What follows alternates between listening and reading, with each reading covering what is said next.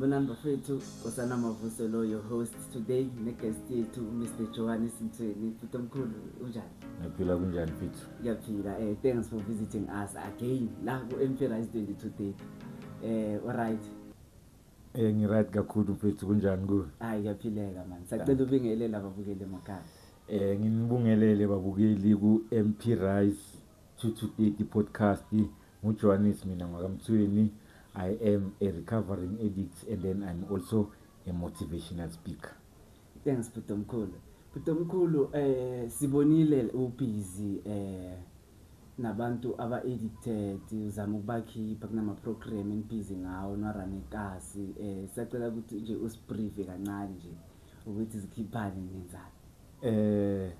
Thina bro nje ngicala simple siyahlangana each and every Monday, Wednesday and Friday siyahlangana and then makushawo 8 o'clock siyadla umdoko and then makushawo ma-4 sicedile usually sesicala ucoca manje ngama challenges esinawo njengoba sibabhemi nabantu abangasabhemi sesicala ucoca ngama challenges nje sicala ucoca ngama challenges wethu ezababhemi in general and then bese after lokho sesiyashare ama experiences manje ukuthi wena njengoba at least ekhayini ungagangi kanje nesikhathi ubhema yeso yenza kanjani leyo nto leyo khona ababhema abasase clean vele their condition umuntu okhona makutshela ukuthi una 18 years abhema nami myself I don't believe but khona abanjalo so I'm not encouraging ukuthi mababheme but laba abasase clean laba who can maintain it siyazama ukuthi nabo ngabasifundise nokubona ama-out bavela ukuthi ungageza simfundi lana yes so senze into ezinjalo lapho ukuthi trying kakhulu to stimulate our minds ukuthi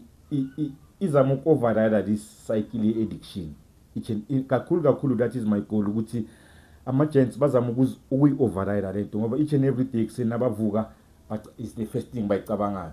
Today I'm happy kona before ngiba happy kube nama-struggle mangicala kancane le-program 4 days umdoko nguchithile bra wami vele 4 days bengipheka umdoko ngihambe ngihlale nawo la bangibheke kanje vele ama-out hayi uthatha kanjani wena yasilambe emadladleni wathi but isahlala almost a viki vele sichitha umdoko nale out yami yes so khona wiki bacala ukuzanyana 2-3 nyana believe me manje mina ngiyehla ngo7 ngiyenzansi ngithola sebajika lapha ngaphandle officeini manje mangizofika makushawo 8 o'clock sesophakela bane sebaphelela ama-out sicale nga2-3 nyana baloko beza nga1 but namhlanje ku-register masithi mancane ama-out asayinile i-register siyaba boma 26-28 no-operator lava e-taxi rank ephola e-taxi rank njengoba sibambisane nabo somateksi basibona ukuthi sisebenzele endleleni umdoko wethu siphakelana endleleni bathi siyayithanda lento eniyenzayo kakhulu nayo indawo ngaphakathi you can come and work ngiranela ama-programs wethu la so anyone ofuna uku-understand asazi kangcono ukuthi thina sikhona sibobani siyenzani is very much welcome to come to our offices lapha e-taxi rank. We are the only organization like it's the only office that is active la e-taxi rank kunama office i5 lapha e-taxi rank but since wayakhiwa lama office wahlala no one has used so ngiyazishayela izandla futhi na in that area thina singama addicts nama recovering addicts we are the first organization ukuthi sikhomba abantu basekasi ukuthi those are offices that has to be utilized for i-benefit yomphakathi wasekasi. Ngiphakamisa isandla kakhulu futhi kubabusindane wasemateksini for opening umnyango wabo nenhliziyo zabo ukuthi basupport into nesiyenzayo. Naka TikTok bangasibukela ke sibaningi kakhulu ka TikTok ke nguJohannes mina Mthweni njengoba ngishilo ngabhala nje wathi Johannes Mthweni mangabe mude kakhulu ngasho ukuthi phola mdoko uyashisa ngothe phola mdoko uyashisa izokufaka straight you'll be updated if you have families if you have abomakila you'll be able to see ukuthi bayayifuna lento what I want to show umphakathi kakhulu is the commitment out that they have shown to the program. Yes, that should tell you lapha ekhaya ukuthi they want change otherwise bebangeke baze lapha ku program if they don't want change because abazela umdoko lapha some of them baphila kamnandi ukudlula mina even emakhaya kibo they eat even better ukudlula mina so they cannot come there for umdoko kuphela so lento yokuthi bazile saze savala umnyaka saze sayenza nento eyi1 sisonke kuyangitshela ukuthi ikhona enye into ebayizelayo khona lapha ngaphandle komdoko vele so sisazoyibona. Yeah, let me put it like that. Want to know I-recovery bro lapha the only thing esihlangene ngayo ukuthi we want to try to figure out indlela ezosebenzela omunye nomunye azange singene ema-drugsini sonke ngokufana ngesikhathi esi-1 and then our system isipha one way of dealing with it yabo. Our government isipha ama-rehab wethu wonke noma ungaya kwayiphi noma ngawayiphi, they're using the same system to cure these things or to fight addiction, but asingenanga ngokufana sonke, our experiences are not the same. So laphaya we have opened a platform thina as ama-out to share. Sinabantu ababuye ema-rehab lawa maketang lapha, sinabantu ababuye ema-rehab ye-government lapha, sinababuye abantu ababuye ema-rehab wasemasontweni lawa mthandazelwa. Shuthi thina laphaya siyahlanganisa yonke le mcondo le sebenza laphayana and try to eliminate lezi senza ezisenza ukuthi singaphumeleli. For instance nje, when you go to social development uyi-addict ufuna usizo, you are expected to go through ama-sessions uloku attend ula ngaphandle. Almost 8 weeks you must attend ama-sessions. And then only 2% ama-out abakhona ukucala lawo ma-session bawa-attende bawacede wonke. Yes, umjito ugcina give up ukuthi aza aphesue ne-recovery yakhe, because this process yokuthi kumele im-admit rehab nani is very strenuous and long, and then most abanasikhathi. So njengoba thina si-research center siyadila ngabo from we are sitting chita hambo yekela ama-drugs cala before you come and benefit lakithi nan.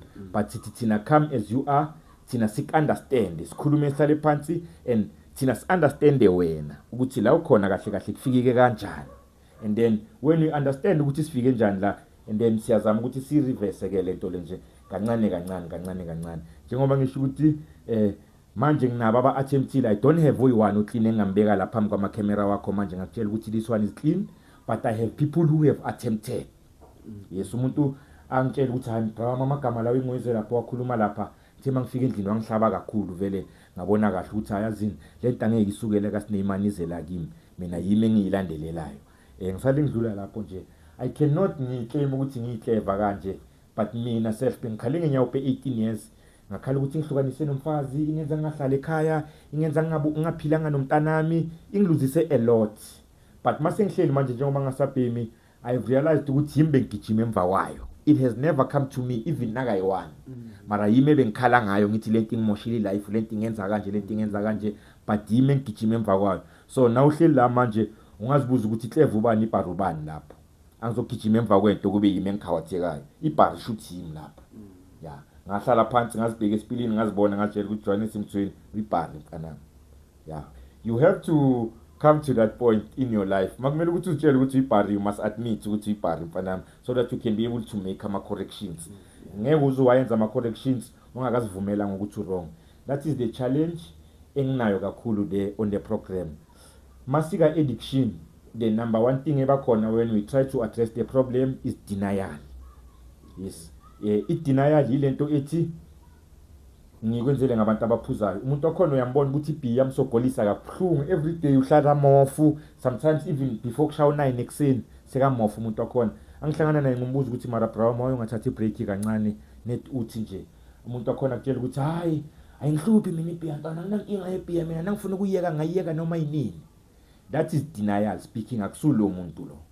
Yes, mawuza umuntu asho njalo kuleyo nkinga, that is what we call denial.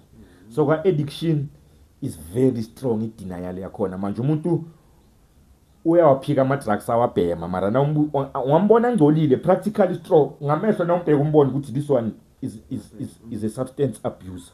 Yes, but na umthatha umbeka lapha ngakho umbuza ukuthi bra ubhema inyawuphi uzombona shaya mfini. That is denial speaking ngaphakathi komuntu. So once we understand ukuthi there's a factor i-denial, sayidlulisa umuntu uyakhona ukuvuma manje ukuthi I have a problem. Ngize ngisizakale kanje, I admitted number 1 ukuthi I have a problem. On a problem, if you cannot be able to help yourself, you go out there, you seek help ngaphandle ebantwini who have faced the similar problem njengawe. Yes. Njengoba ngika-recovery kanje mina, I'm running 5 years manje. There are people who are running 10 years, there are people who are running 15 years, there are people who are running 20 years. Those are people that I look up to. Those are people that I learn from. You cannot do intense financial recovery by yourself. That is why I started the program. I know ukuthi i-recovery is needed emphakathini wangakithi, but siyazama ukuyenza individually. So abanemali, they send their kids to rehab, so imali nan, but we see them, they come back babheme. abanganemali they send their kids to rehabs lawe government, but we see them they come back babheme. I see the same thing ngapha nangapha. Nje thing, let me just be open and brutal ngikhuluma. Yes, ngubaba ngihlela kanje ngubaba manje. Intwana yami na 20 years. Yes, 2 years back now bese start to experimenta ngabo zolo nani.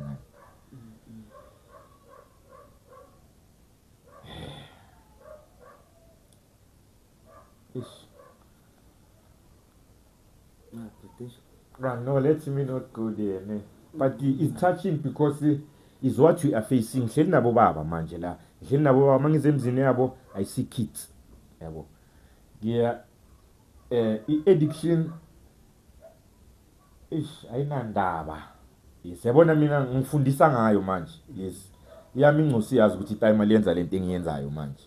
But still ngiloko ngiyasala we are friends akangena la sichayisana kanje sisukume sagana akangafona manje hey yami kamanje kambani lapho ini. That is how we are, the way ngingakhona manje siso. But yabona addiction has a way to creep in.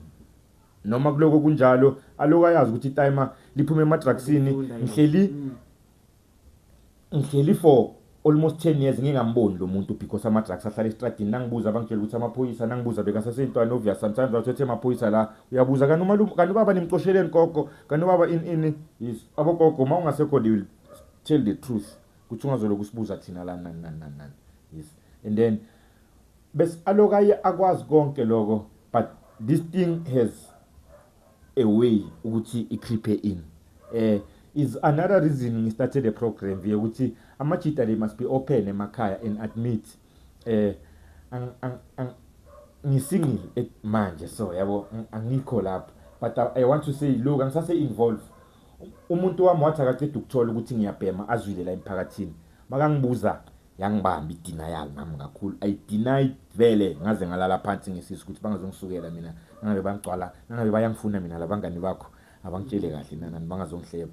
That was manje canning understand manje ukuthi that was denial. So the program aim yayo is to teach amachita about the addiction kahle kahle. Is another program, is another reason my brother that I started the program la Penzansi ukuthi amachita can be able to understand ukuthi addiction yini, because me personally I fought addiction for a very long time unsuccessfully because bengayazi understand ngingazihluphi nokuthi ngifunde nangayo phansi. Ngisase lapho I encourage abazali who abasakhulisa abantwana ukuthi they should know about this condition, they should understand, they should know ukuthi we have a condition esibiza substance use disorder. Le yenza umuntu ukuthi angathinta isidakamizwa ingqondo ithi silethe futhi noma ngabe siyangilimaza bese ngingangihlalisa ekhaya ngahlukana nomfazi wami ngimlobolile azangikhulisa incosi yami, a lot embi has happened from my side because mina bengilandelela substance. Ngiyangitshela lokuthi I was an addict. Njengoba ngithi ukuthi ngifundisa ama-out, I tell them ukuthi mina ngibuye esindebeleni njengoba ngilike manje. Esindebeleni sithi bujamo obuhlangahlangeneko esibubona ngokuthi umuntu abuyelela beregisa isidakamizwa leso noma ngabe simlimaza kangangani.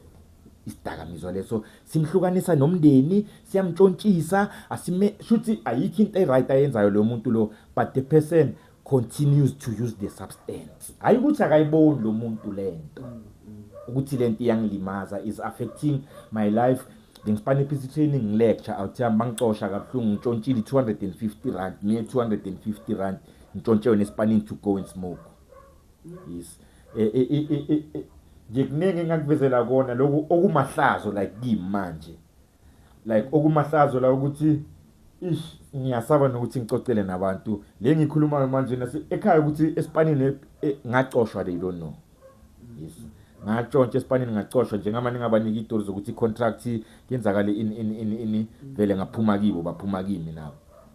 So there's a lot lezi zinjalo there on the program naze sami ukuthi siz address, because I cannot clean umzimba wami kuphela njengoba ngisho ukuthi our system only deals with the body like addiction. Our system only focuses la on the outside, on the substance. The medication ebazokunika yona lapha is to deal with the substance ukuthi ikhiphe la emzimbeni kuphela, but on the behavioral side we need programs afana nalawa so that ngizo understand ibehavior understand ibehavior ukuthi makangabhemanga uso mangimnika 10 rand engakaphelelanga ngoba so mangimnike yonke 30 rand iphelele uba kanje. And then once we understand kahle ukuthi what is driving yonke lento le, then you'll be able to understand. Angeke sikhombane ngemino sithi ubani othengisayo la ikasi uyobulala abantwana bethu ubani ubanenzani ngoba nawe ukhombayo ukuthi lo uyathengisa wena uyothenga ama deluxe nje lento ikithi sonke la emphakathini. Yes, ibhlungu because manje I've seen it ukuthi vele siyamukelile truly so yabo. Even nama comments amanye mangifunda ama comments masipostile you see ukuthi our communities have accepted ukuthi sizoba nabantwana sibabize ngabonyawupisi. Before ngiceda ngiyakhuza namhlanje sibabize ngabonyawupisi. We don't stigmatize umuntu because of the situation abhekene nayo. HIV killed a lot of people mayisafika because of the stigma, not because of the actual disease. Umuntu bekathi makabuye clinic athole ukuthi HIV positive vele makangena endlini once aza ama results sekane komiti lakhe sekageza i1 yonke into yakhe sesiyam isolate this person. That is what killed abantu abaningi who were HIV positive, not the actual disease. But the stigma iyasinda. Mawungibiza ngonyawupisi brawamne. Angazi ukuthi kwabona umuntu akwatile bambiza ngonyawupisi. I don't know ukuthi you've seen that. Yes, ubona umuntu bakhuluma kumnandi bacocile grand mara omunye uphunya uhelile wathi nyawupisi.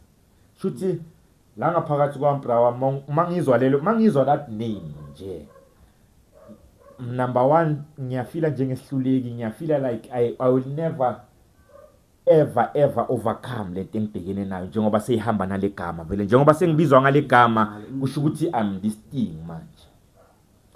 On the program is another thing engifundisa nabama out ukuthi we don't stigmatize one another thina la asibizani ngamagama abonyawupisi nani because ongibiza kanjalo amandla wami ukuthi ngiyeke lento uyawathatha wonke. Okay. Yang understand and yes mangibize ngale gama lelo noma ngabe emqondweni nami ngitshela ukuthi kusasa ngivuka ngiyayeka ngisayifuni. Namhlanje mangibiza ngale gama before ngiyolala you have destroyed le baby ngiplanile just by lelo gama lelo. Umuntu HIV positive masombiza ngawo wonke lamagama besibabiza ngawo bekahluleka nokuphuma endlini vele phesizwe bathi ushonile lo muntu loyo vele. Yes, because sekasaba ukuthi mangihamba endleleni bazongitshela ukuthi ngiyafa within 2 weeks mangihamba endleleni bazongitshela lokho. So stigma I can say has more impact than the actual act itself. Once you are stigmatized as a human being you see yourself as lento abakubiza ngayo vele. And then that is another factor eyenza behavior to escalate. Once wangibiza ngonyawupisi I want to show you behavior kanyawupisi ngaze ngikhumulele nobhlungu ngihambe bakanje ngizigcobese to show you ukuthi mawukhuluma ngonyawupisi kahle what is it that you are talking about. So ngiyazicelela lapha emakhaya we don't call abafethu nabobhuti wethu nabosiswethu amagama la obhlungu abuyibungu nani. After all bafowethu babosisi bethu mo kakhulu manje so babo babini some abazobona lento le their fathers are in drugs. Mina I go around schools it's very painful mangise assembly ngibuza abantwana ukuthi bakhona baba babhembe inyawupe la ubone almost the whole school abantwana bazophakamisa izandla kanje ubone almost the whole school ngikutshela la siyathokoza if I mangifika last year this year I went la siyathokoza ngashaya round ngayococa nabantwana nje. Yes, when you ask that question vele you'll see and then you'll see their faces. Yes, you'll see ukuthi abantu abaningi still. Yes. So ayigcine abantwaneni kubazali njengoba sengiceda ioled lami ngikhuluma vandag sona liphuza amapilisi amanyangaka vele amaningi each and every day. Mina ngiseke ama drugsini but yena she'll always be on drugs for the rest of her life because I was stressing nabo anxiety nani. I think now my behavior contributed a lot to ama sickness wakhe.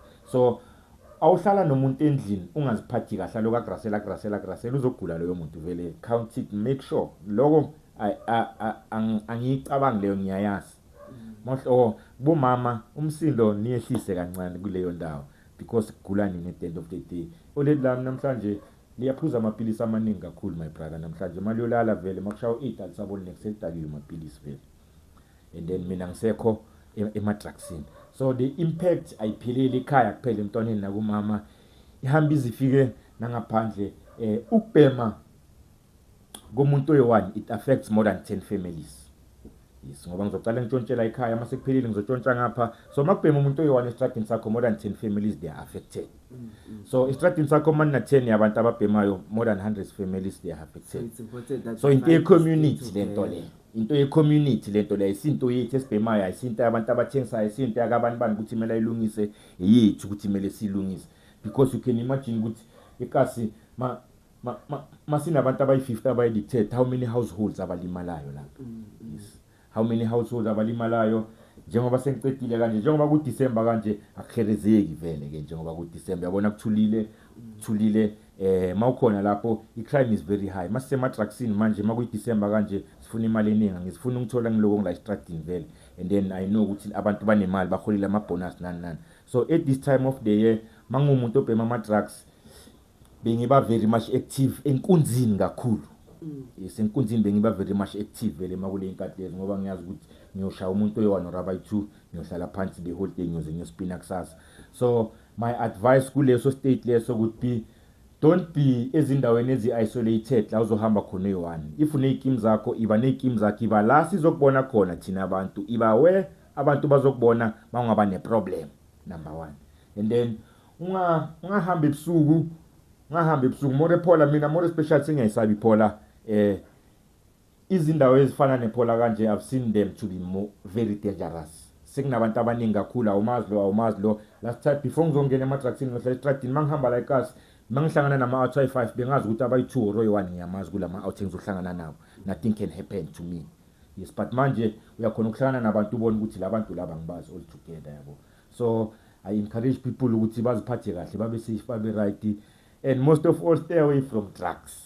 Yeah, stay away from drugs, whether it's alcohol, whether it's nyawupe, whether it's daga, whether it's in but stay away from it, because okukhulu mhlawumbe ungakwazi lapha ekhaya ukuthi ema-drugsini sinalawo esiwabiza ama-gateway drugs futhi. Ama-gateway drugs ilawa afana nabo cigarettes. Yabona nizongikhulumisa kakhulu. Ama-gateway, i-cigarette, i-gateway is the number 1 gateway drugs, because yona on its own is not a hardcore drug ukuthi ngakudaki kwenzise zonke lezi zinto lezi, but ingumnyango omkhulu ofakana ema-drugsini. Ngwabheme wonke ama-drugs ngaze ngafika boNyawupe nabo Crystal nabo Rockbart ngicala egwayini. Namhlanje bakhona bayabhema wonke ama-drugs but bacala egwayini. Namhlanje intwana ezincane ezikhona namhlanje abasabhema igwayi, babhema ama-chufu nani, but is a start. I-chufu is a gateway drug nayo. Yayibona ayidakani ukuthi ngakwenzisa lezi zinto lezi, but is a gateway drug, ifakana ema-drugsini. I-Happy is a gateway drug nayo, ifakana ema-drugsini. Ngoba masongithola ngivalile lapha nge-foil nani, ngeke ungibuze ukuthi ngifakeni lapha ngaphansi, uzoshaya ama-drag wena kuphela. Kanti mina ngifakile i-crystal yami lapha, ngifuna ukushaya ilala, mina ngifakile inyawupe yami lapha, mangiceda ukubhema ngifuna ukuziphumulela, you don't know. Sasa uyothi udonsa yakhe i-Happy vele ayisakwenzi i-4call vele, uyabuza ngaphakama. So stay away from intweni ey'fana nalezo, take care of yourself, niziphathe kahle. Angazi ukuthi izophuma sesingale ka-2026 or iyophuma sasemanje, but this is 2026 most definitely. Besla MP Rise ngiyavalelisa, besla MP Rise nguJohannes mina ngwakamthweni. Do follow them. Today bengikhona ngirelaxe nabo, usina umsebenzi wabo cishe futhi bengibheke lapha nalapha. Today I was watching umsebenzi wabo wonke. I am very inspired bafethu, let me give you into yenu nami. Thank you. I am very inspired ukubona umsebenzi oyenzayo. I was very touched wabo. Yes, I was very touched, and nje ngaze ngawisha nokuthi shama James ngathi wanganifisharanyana sometimes. Yabo, yes, ngibonge kakhulu, and to you the viewers enisibukelayo, keep on supporting abafethu and keep on supporting us, and masibiza ama-event la emphakathini sithi we going to talk about addiction, we going to talk about in masibuze ukuthi kunokudla. Yes, don't ask us masikubiza ukuthi come there's an event, masibuze ukuthi kuyadliwa. The information is more valuable than ukudla lokho kwakhona. Fanele kungizisa ubuhlungu kakhulu mangithi ngimema umuntu ukuthi kune-men's conference lapha kuna kuyadliwa. Bese mangibuya ngiyacoca ke mina yabo, njengoba ngikhuluma kanje mangibuya entweni efana lezo ngiyasala nama-out ngibatshela ukuthi ngifundeni la vele fandaga. Uthole sebayazisola yabo. So ungazisoli, ngikhulumela ukuthi ungazisoli kusasa sikutshelile ukuthi kuzobe kwenzakalani. 2026 is coming, a lot will be happening. Mabakubizile ngapha ka-MP Rise podcast bakutshela ukuthi bona baya kuphi khona like us. If you know ukuthi you can come for the info, for the knowledge. silimele kakhulu because of i-lack of knowledge. Mujohannes Makamtsweni, I say thank you kakhulu. May the Lord be with you and may the Lord bless you and take care of yourself and take care of oseceleni kwakho. Thank you kakhulu. Thanks Putomkulu. Thank you for watching. Please subscribe to our channels.